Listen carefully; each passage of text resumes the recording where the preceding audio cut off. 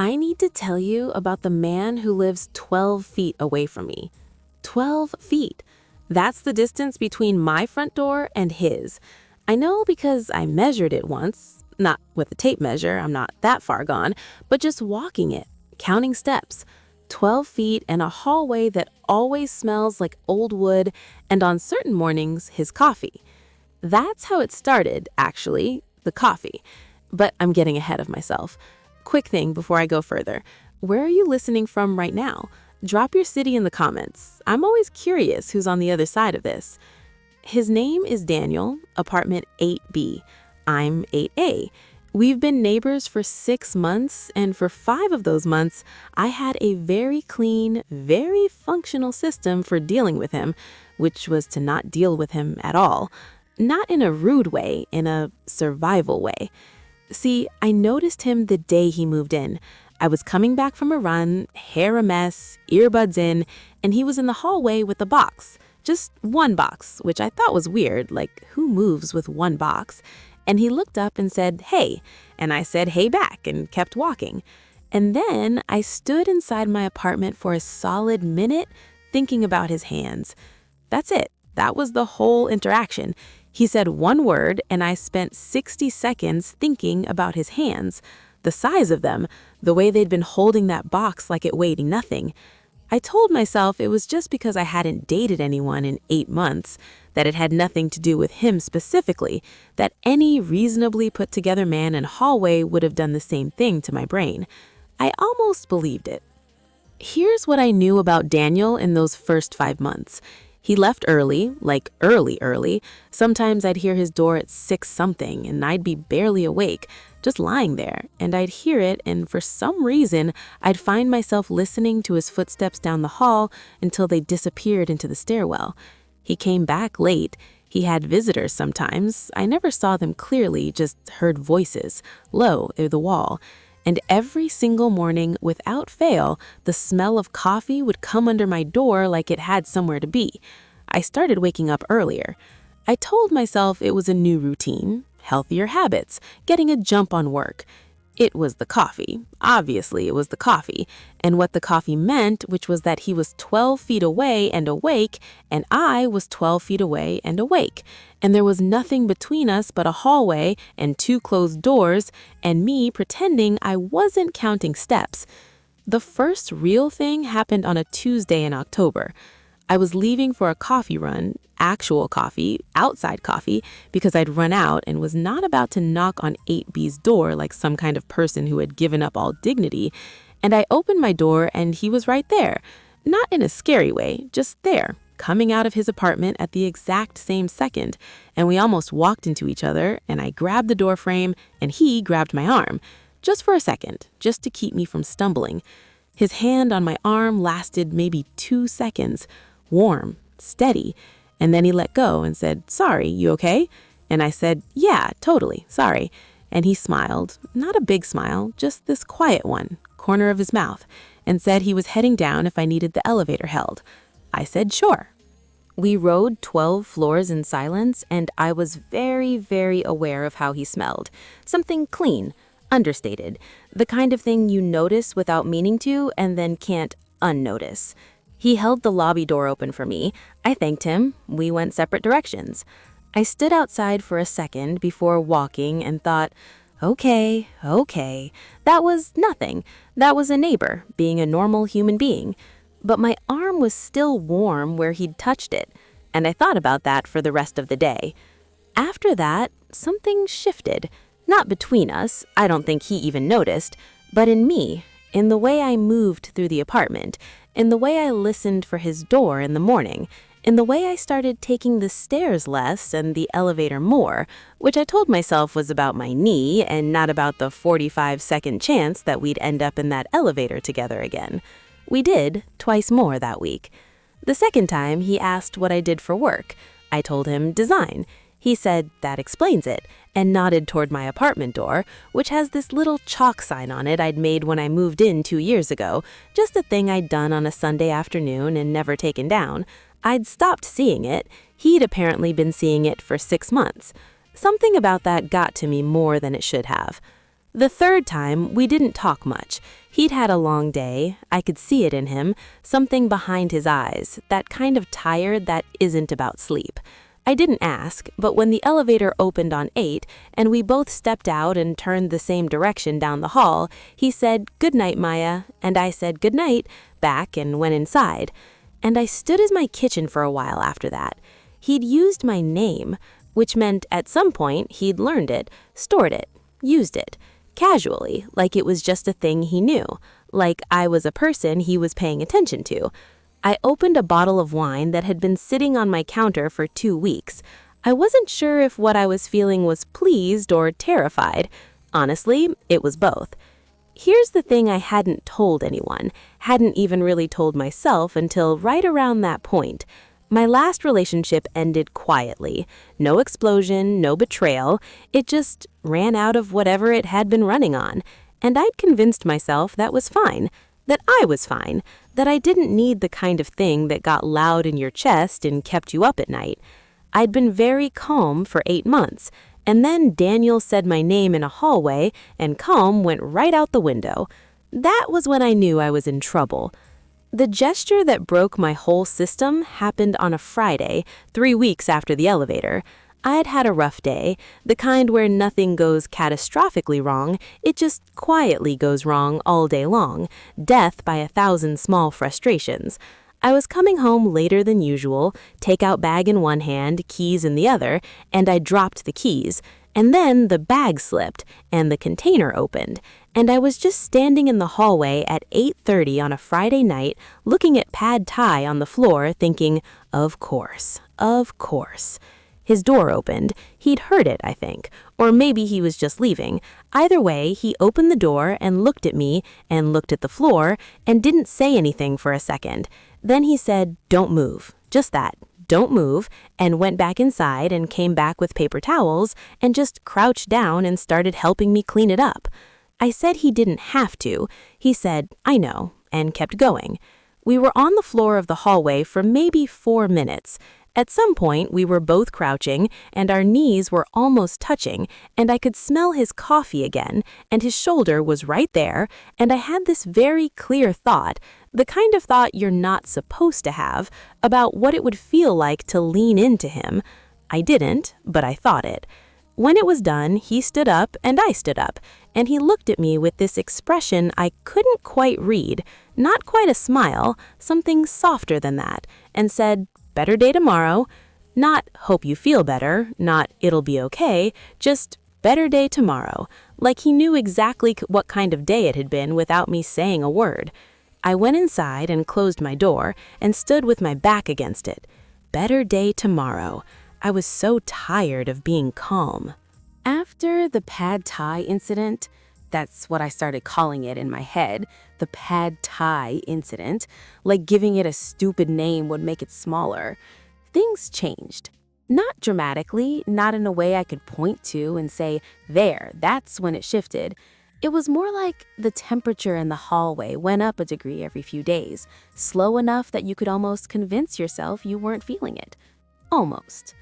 He started leaving his door open sometimes in the evenings, just slightly, not wide open, just cracked, the way you do when you're airing out a space or when you want to hear the building without being in the building. I noticed because I noticed everything about 8B by that point, which was a fact I was deeply uncomfortable with. I started leaving mine open too. I told myself it was for the same reason, air circulation, building ambiance, whatever. It wasn't. It was because sometimes with both doors open, I could hear him moving around his apartment. The low sounds of a person existing in a space, a cabinet closing, music playing too quietly to make out the song, the particular creak of his floor in what I'd calculated was roughly the kitchen area. And those sounds did something to me that I had no reasonable explanation for. They made the apartment feel less empty, made me feel less empty. Which was fine, that was fine. Neighbors shared sound, that was just how buildings worked. I bought new coffee, the good kind, whole bean, the kind that fills the whole apartment when you grind it. I told myself it was a personal upgrade, a quality of life decision. It was not. Real question for you. Have you ever been in a situation where you just knew that you were rationalizing, where every explanation you gave yourself was technically true, but completely missing the point? Tell me in the comments, because that was me. For weeks, that was absolutely me. The gestures kept coming, and I kept pretending they were nothing. He started timing it. I don't know if he was doing it on purpose or if the universe just has a cruel sense of humor, but he was always there. Thursday morning, when I went for coffee, he was in the elevator. Friday evening, when I came back from the grocery store, he was coming up the stairs and held the stairwell door. Saturday afternoon, I was struggling with a bag of groceries and a dry cleaning order and my laptop bag, and he materialized out of nowhere and just took the dry cleaning from my arm without asking, carried it to my door, and handed it back. Our hands touched when he handed it over. He didn't pull away right away. Neither did I. It lasted maybe 3 seconds, 4, long enough that it wasn't an accident anymore, and we both knew it, and neither of us said anything about it.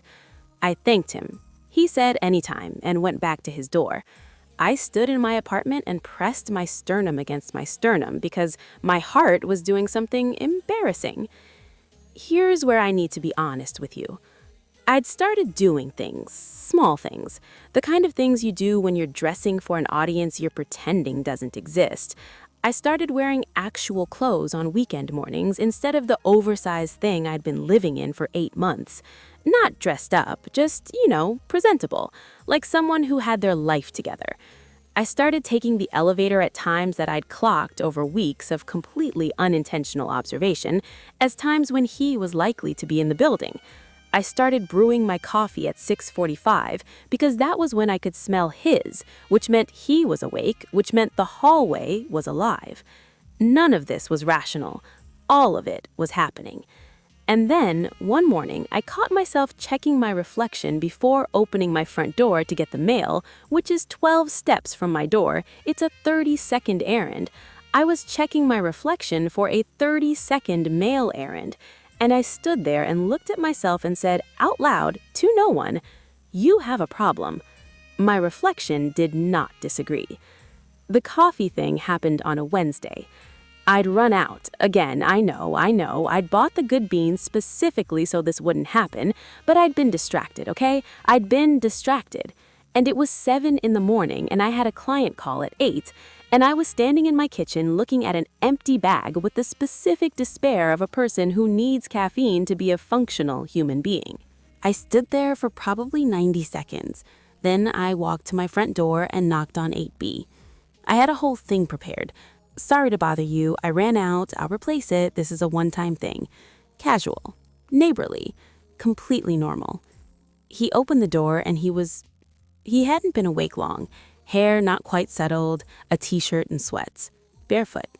And there was something about seeing him like that, unhurried and unguarded, that hit me somewhere I wasn't prepared for. He looked at me and said, "Coffee?" before I even said anything, which meant he could smell mine through the wall, which meant he'd noticed my coffee the same way I'd noticed his. I said, "How did you know?" He smiled, the real one, not the corner of the mouth one, the actual one that did something to his whole face, and stepped back from the door. I went in. His apartment was the mirror image of mine, same layout, completely different feeling, warmer, less curated, books stacked on the coffee table, a jacket thrown over a chair, the kind of space that looked like someone actually lived in it rather than maintained it. I liked it immediately and then felt strange about liking it. He handed me a mug and I wrapped both hands around it, and he leaned against the counter and we just talked for 20 minutes in his kitchen at 7 in the morning in the particular quiet of a Wednesday before the city fully woke up. He asked about the design work. I told him about the client, the project, the specific headache of a person who keeps changing their mind about what they want. He laughed, and I felt it, not just heard it, felt it, somewhere low and inconvenient, and he said, "Sounds like half the people I work with." And I asked what he did, and he said, "Logistics consulting, a lot of travel." And something crossed his face when he said it. Quick, gone before I could read it. I didn't push.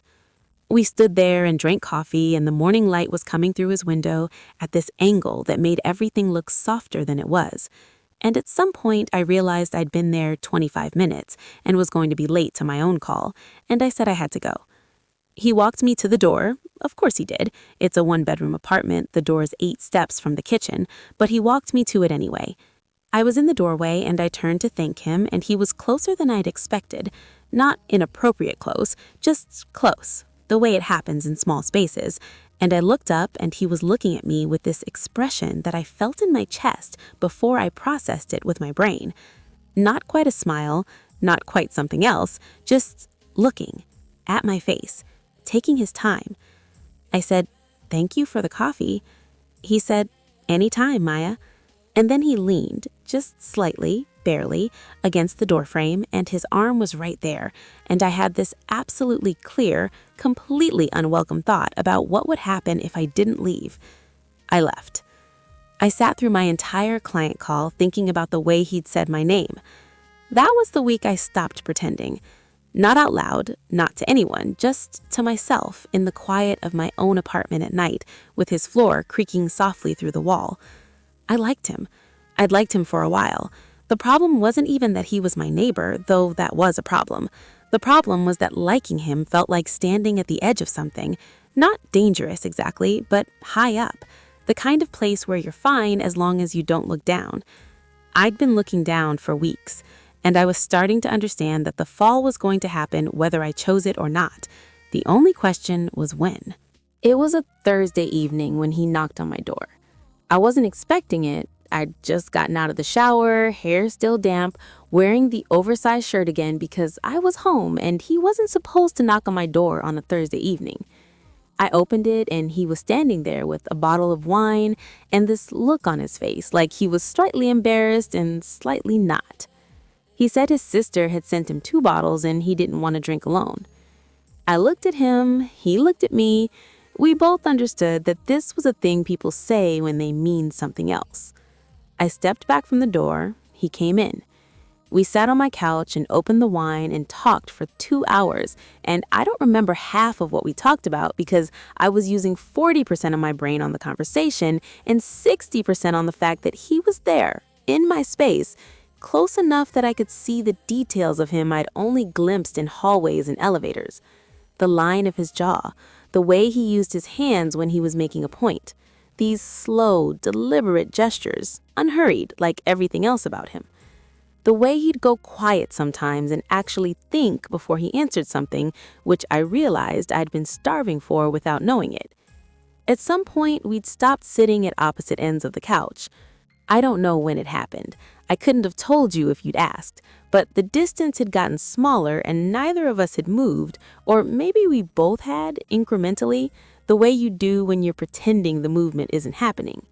He was saying something about a city he'd worked in for 6 months, Lisbon, the light there, the way it hit the water in the evening, and he turned to look at me mid-sentence and just stopped talking. I didn't say anything. He was looking at my face, then lower just for a second, just my mouth just for a second, and then back up.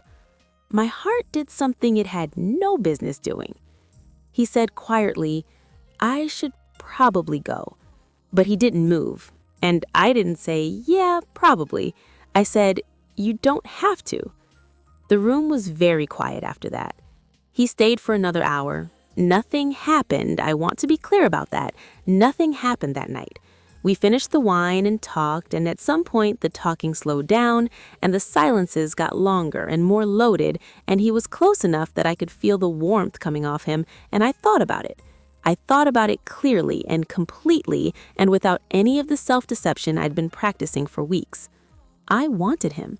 Not in an abstract, oh, he's attractive way, in a specific, physical, inconvenient way that had been building for 2 months and was now sitting in my chest like something with weight. And then his phone buzzed. He looked at it and something shifted in his face, quick, unreadable, and he said he had an early morning. Stood up, took his glass to my kitchen counter like it was something he'd done before, which it hadn't been, and I noticed that and filed it away in the part of my brain that was collecting evidence I didn't know what to do with. At the door, he stopped and looked at me for a second. Just a second. Then he said goodnight and left. I closed the door and stood there and exhaled like I'd been holding my breath for an hour. because I had been, pretty much. I opened my laptop and tried to work and typed approximately 40 words in 90 minutes and gave up and went to bed and lay there listening to the buildings settle around me and thought about the way he'd looked at my mouth. Sleep took a long time to come. When it did, I didn't dream about anything I'm going to tell you about. The next 2 days, he wasn't around. I know because I noticed. I'm past pretending I wasn't noticing. His door stayed closed. No coffee smell in the morning, no sounds through the wall. I told myself it was fine. He traveled for work, I knew that. This was normal. The apartment felt like it had before he moved in, which was fine, which was how it was supposed to feel, which was completely fine. I deep cleaned my kitchen on Saturday. I reorganized my bookshelf on Sunday. I was absolutely fine. He came back Sunday night. I heard his door and I was in bed reading, and I put the book down and stared at the ceiling for a while. Then I picked the book back up. Then I put it down again. I texted my friend Kara, the only person who knew any of this, and only because she'd asked why I sounded distracted on the phone and I'd made the mistake of being honest, and she sent back 3 fire emojis and the words, "Just knock on his door." And I put my phone face down and went to sleep. I did not knock on his door. Monday morning, I made coffee, and he knocked on mine. He had his jacket on, bag over his shoulder, clearly heading out, and he was holding something, a small paper bag from the bakery 2 blocks over, the one I'd mentioned once, weeks ago, in passing, barely a sentence. I hadn't thought he was listening. He'd been listening. He said he'd passed it on his way back and thought of me. I stood in my doorway in my pajamas, holding this paper bag and looking at him, and I think my face did something I couldn't control because something shifted in his expression, softened just slightly, like he'd seen something he was glad to see. I said you didn't have to do that. He said, I know. Same thing he'd said in the hallway with the paper towels, like the whole point was that he'd chosen to, like he wanted me to understand that part. We stood there in the doorway, and I was very aware of how I was dressed and how close he was and how the morning light was doing the thing it does in that hallway, that amber thing that makes everything feel like it's from a different, warmer version of life. And he was looking at me, and I was looking at him, and the air between us was doing something I didn't have language for. He said he had to go. He had a thing. He'd be back by Thursday. I said okay. He turned to leave and then stopped, half turned back like he'd decided something and then undecided it, and then decided it again. He reached out and tucked a piece of hair behind my ear. I hadn't even noticed it was out of place. He had. His fingers brushed my jaw, and my whole nervous system lit up like he'd touched a live wire. It lasted 1 second, maybe less. He looked at me after, checking something, reading something in my face, and whatever he found there made him exhale in this quiet, almost imperceptible way, like something confirmed. Then he left. I stood in my doorway until I heard the stairwell door close. Then I went inside and sat on my kitchen floor for a little while. Not dramatically, just I needed to be on the floor for a minute. Sometimes that's where you process things. He came back Thursday like he said he would. I know because I heard his door at 9-something, and every stupid alarm bell in my nervous system went off at the same time. I stayed on my couch. I did not go to the door. I was a grown adult woman with self-control and a functioning frontal lobe. I lasted 40 minutes. Then I went to get my mail. Legitimately, genuinely, I actually had mail. And his door opened when I was coming back down the hall, and we nearly did the same thing we'd done 2 months ago, almost collision, except this time neither of us grabbed a doorframe. His hand went to my waist, just for a second, just to steady the near miss, but his hand was on my waist, and I looked up and he was right there, and close enough that I could see the specific way he was looking at me, which was not careful anymore, not the measured, considered look from before, something more direct than that, something that didn't bother with subtlety. He said, hey. I said, hey back. Neither of us moved. And then he said, in a completely different tone than anything he'd said before, quieter, more deliberate, "I need to tell you something." My stomach dropped. The good kind of drop. The terrifying kind. The kind that means you already know it's going to change something, but you nod anyway because you want it to change. I said, okay. He said, "I'm moving." The hallway went very still. I heard it, processed it, let it sit there for a second, then I said, "What?" He said the consulting contract he'd been on, the one that kept him in Chicago, was ending. The company wanted him in Seattle. He'd signed the lease extension here 3 weeks ago, thinking the contract was renewing, and then it didn't, and he'd spent the last 2 weeks figuring out if there was any version of this where he stayed, and there wasn't. He was leaving in 12 days. I looked at him and I felt something move through me that I hadn't felt in a long time, something that had nothing to do with want and everything to do with it at the same time, like the specific grief of a thing you almost had, of a door that was open and is now closing, and you stood in the hallway for 2 months instead of walking through it. I said, 12 days. He said, yeah. There was a pause, and then he said quietly, "I've been trying to figure out the right time to tell you. There wasn't one." And the way he said it, I want to be clear about this, the way he said it wasn't like a neighbor informing another neighbor of a logistical update. It was like an apology, like he was sorry for something specific, like we both understood what the 12 days meant and what had almost happened before them, and what 12 days could still mean if we let them. I looked at him and he looked at me, and that was one of those moments where every option is visible all at once, where you can see the version where you say, "Oh, that's too bad, safe travels," and go inside and feel like an idiot for the next 6 months, and the version where you say something true. My heart was doing the thing. My hands were unsteady, and I pressed one flat against my thigh so he wouldn't see. I said, "I wish you'd told me sooner." He held my eyes for a long moment and said, "So do I." The space between us was doing a lot of work. He said, "I was going to knock tonight before I ran into you." I said, "What were you going to say?" He looked at me, slow, starting at my eyes and not moving. Then he said, "I was going to ask if you wanted to have dinner. Actual dinner, not wine on the couch." I said, "Ask me." Something in his face shifted. The careful thing dropped away entirely. He said, "Have dinner with me tonight." The hallway was very quiet, just the sound of the building, which I knew well by then, every creak and hum of it because I'd been listening to it for 2 months, hoping to hear him. I said yes. He smiled, the real one, the one that did something to his whole face, and said 7 o'clock and went back inside. I stood in the hallway for a second and looked at his door and thought about 12 days. Thought about what 12 days was. Not enough, obviously not enough, but also not nothing. Thought about all the things that can happen in 12 days when you stop pretending they're not going to. I went inside and stood at my window and looked at the city and thought about the way his hand had felt on my waist, that 1 second, the warmth of it through my shirt. 12 days. I wasn't going to waste them. Dinner was at a place he'd picked, small, the kind of restaurant that doesn't try too hard.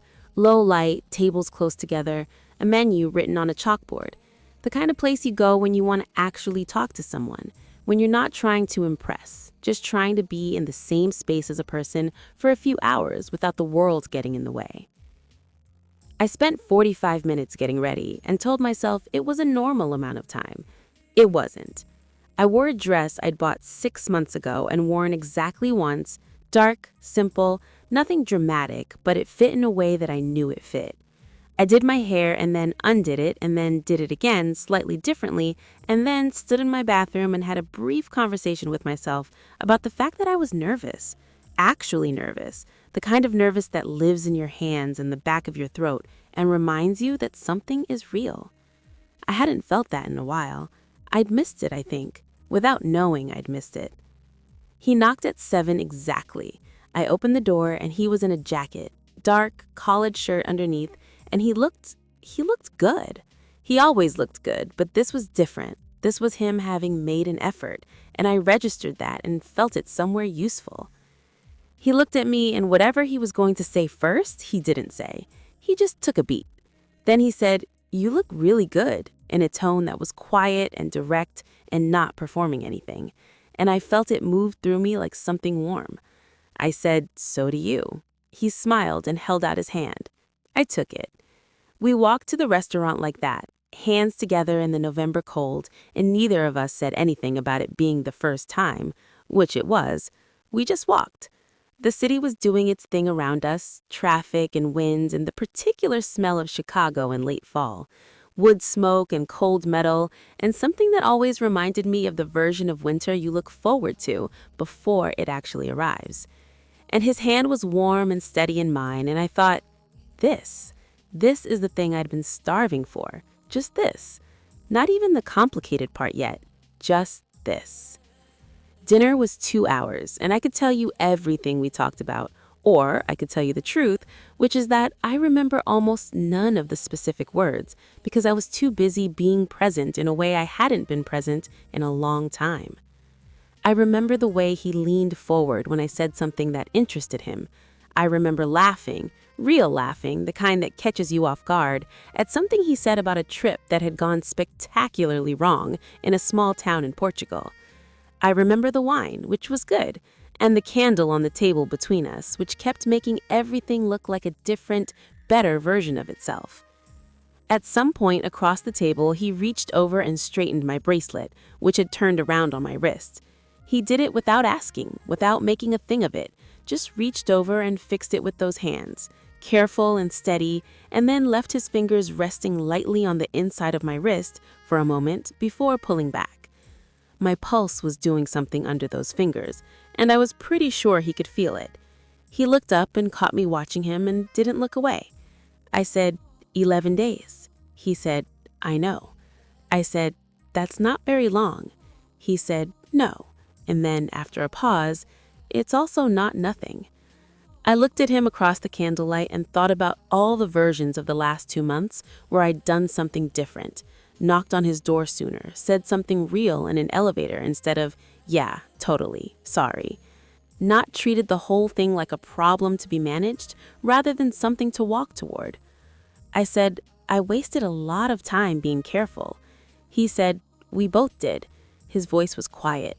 I kept thinking there'd be a better moment, a right time. He looked at me. There isn't one. I think you just decide. The restaurant had gotten quieter around us, later than I'd realized. The table next to ours had emptied, and the music was low, something slow and unidentifiable, and the city outside the window was doing its nighttime thing, all lit up and indifferent, and in there it was just warm and close, and him. I said, I've been listening for your door every morning for 2 months. He was quiet for a second, then, I know. I was doing the same thing. Something opened up in my chest when he said that. Something that had been held carefully closed for a long time. We paid and left and walked back through the cold, and this time we were closer, his arm around my shoulders at some point, my side against his, and the 12-foot distance between our doors felt like a joke. Like all that hallway time, all that elevator time, all those carefully managed interactions, like it had all been leading to this completely inevitable place, and we'd just taken the scenic route. Outside the building, he held the door, and I went in, and we rode the elevator to 8 in a silence that was nothing like the early silences. Those had been charged with pretending. This one was charged with the opposite of pretending. The elevator opened and we walked down the hall and stopped between our 2 doors, and I turned to face him. He was looking at me. That look, the one I'd been collecting and cataloging since October, the one I'd felt in elevators and hallways and across my own couch, except fully committed now, no careful distance, no measured consideration, just him looking at me in the amber light of that hallway like I was something he'd made a decision about.